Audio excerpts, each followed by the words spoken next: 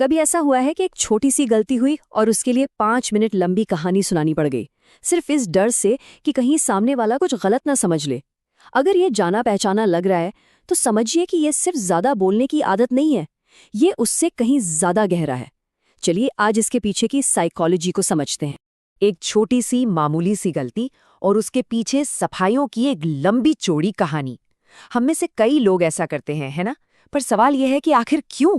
और इसका जवाब हमारी सोच से कहीं ज्यादा दिलचस्प है। देखिए, असल में ये आदत सिर्फ ज्यादा बोलने की नहीं है।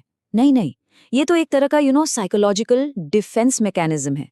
मतलब एक सोचा समझा रक्षा कवच, एक ऐसी स्ट्रैटेजी जो हमारा दिमाग इस्तेमाल करता है ताकि कोई टकराव शुरू होने से पहले ही खत्म हो जाए, अपनी सेफ्टी के लिए।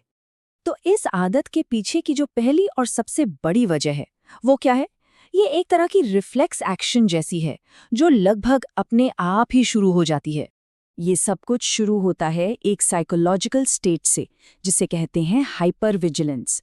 इसका सीधा सा मतलब ये है कि हमारा दिमाग किसी भी तरह की आलोचना या गलतफहमी को लेकर जरूरत से ज्यादा ही चौकन्ना रहता है, हर वक्त। चलिए इसे एक असली उदाहरण से समझते हैं। मान लीजिए किसी दोस्त के साथ लंच पर जाना है और सिर्फ 5 मिनट की देर हो गई।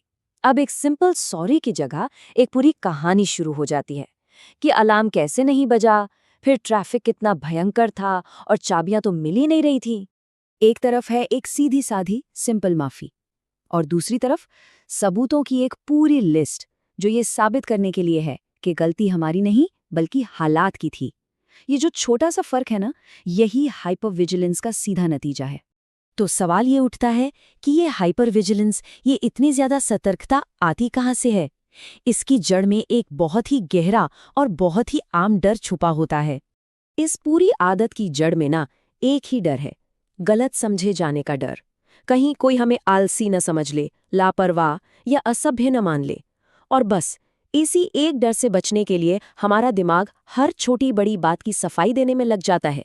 और ये हमें इस पूरी साइकोलॉजिकल प्रोसेस के अंतिम लक्ष्य तक ले जाता है। मतलब आखिर में हमारा दिमाग हासिल क्या करना चाहता है? असल में दिमाग का एक ही मकसद है, खुद को इमोशनली सेफ रखना।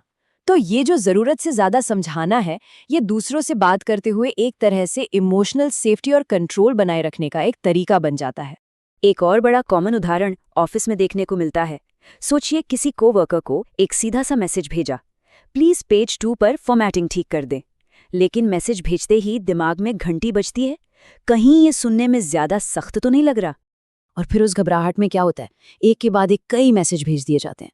अपने टोन के बारे में सफाई दी जाती है, काम की इंपॉर्टेंस बताई जाती है और ये भी कहा जाता है कि वैसे तो वो काम बहुत अच्छा कर रहे हैं, हाँ बस उनका बॉस उन्हें घूर रहा है थोड़ा। ये सब क्यों किया जाता है? इसका सिर्फ एक उद्देश्य है, सामने वाले के रिएक्शन को कंट्रोल करना, ताकि किसी भी तरह के टकराव की कोई गुंजाइश ही ना बचे। ये अपने आसपास के माहौल को कंट्रोल करके सुरक्षित महसूस करने की एक कोशिश है।